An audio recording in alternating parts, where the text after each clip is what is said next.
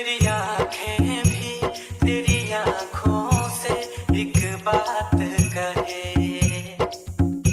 मेरी सांसों में अब हर पल तू मेरे साथ रहे।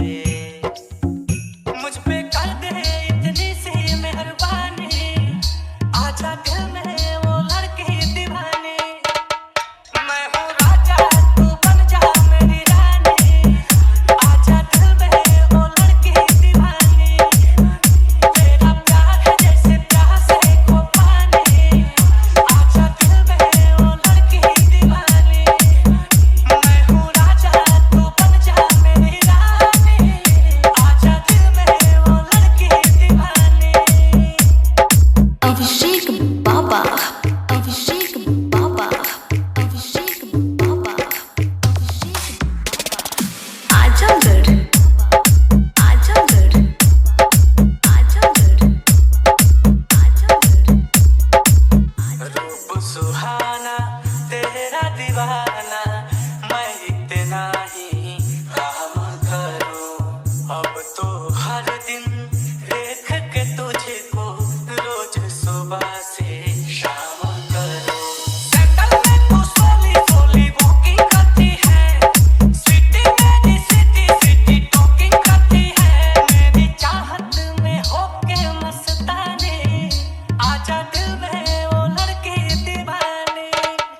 मैं हूँ राजा तू बन जा मेरी रानी, आजा दिल में वो लड़की दीवानी। मुझ पे कर दे इतनी सी मेहरबानी, आजा दिल में वो लड़की दीवानी। तेरा प्यार है जैसे प्यासे को पानी, आजा दिल में वो लड़की दीवानी। अभिषेक बाबा, अभिषेक बाबा, अभिषेक बाबा। आजमगढ़, आजमगढ़, आजमगढ़, आजमगढ़।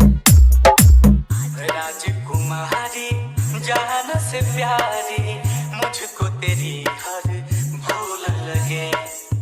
दूर न जाऊं पास में आऊं, मैं भंवरा तुम फूल लगे। तेरी मेरी जोड़ी सबसे सोहनी लगती है, तेरे बिन आधी ये लव स्टोरी लगती है।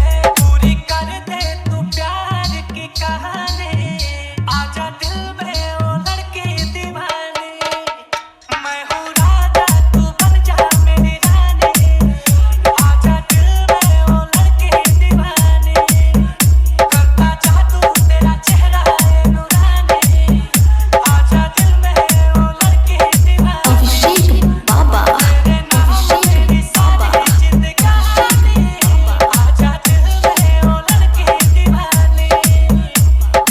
आजमगढ़, आजमगढ़, आजमगढ़।